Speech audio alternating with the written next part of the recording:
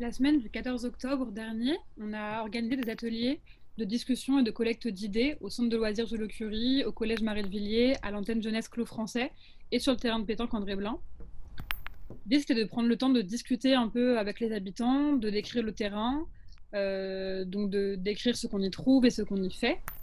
Et nous sommes ensuite passés à un atelier de dessin où, à partir de photos du boulodrome, les habitants du quartier ont dessiné des idées de petits aménagements à réaliser. Et tous ces échanges vont être exposés sur le terrain et devant l'école le 16 octobre en fin de journée. On a créé ensuite un document qui synthétise toutes ces idées-là, qu'on a rangées en 7 catégories. Donc jouer, l'accessibilité aux enfants, au club, jouer à la pétanque, peu importe son âge. Pratiquer d'autres sports autour et sur le terrain. Signaler le club soit depuis la ville, soit construire un espèce d'espace d'affichage sur le bloc EDF qui est juste à l'entrée du terrain et devant lesquels tout le monde passe, un espace de communication qui pourrait être partagé par différents acteurs.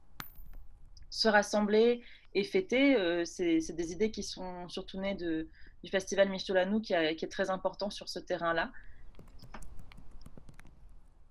Se détendre et se restaurer avec notamment peut-être une boîte à livres, des espaces d'échange et se reposer tous ensemble autour du club.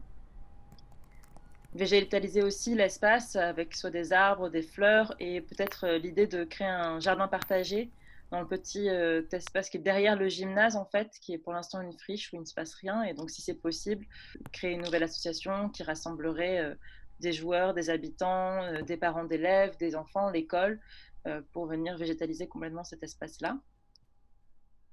Rendre accessible et accueillant. L'accessibilité, c'est très important, surtout sur ces marches-là qui relient le terrain entre l'école et le club. Il y a des poussettes, des vélos, des personnes à mobilité réduite qui passent. Voilà comment tout ceci est plus pratique.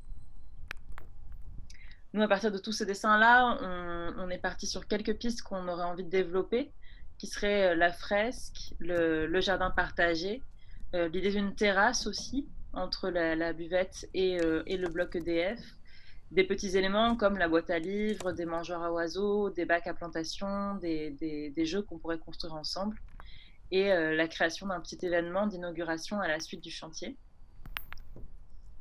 Ces pistes que Charlotte vous a présentées pour la construction des micro-aménagements, ce sont celles que nous, on va pouvoir construire. Et il y a aussi celles qui ne sont pas vraiment de notre ressort et que du coup, on a fait remonter à la mairie. On a eu un rendez-vous avec le service des sports récemment.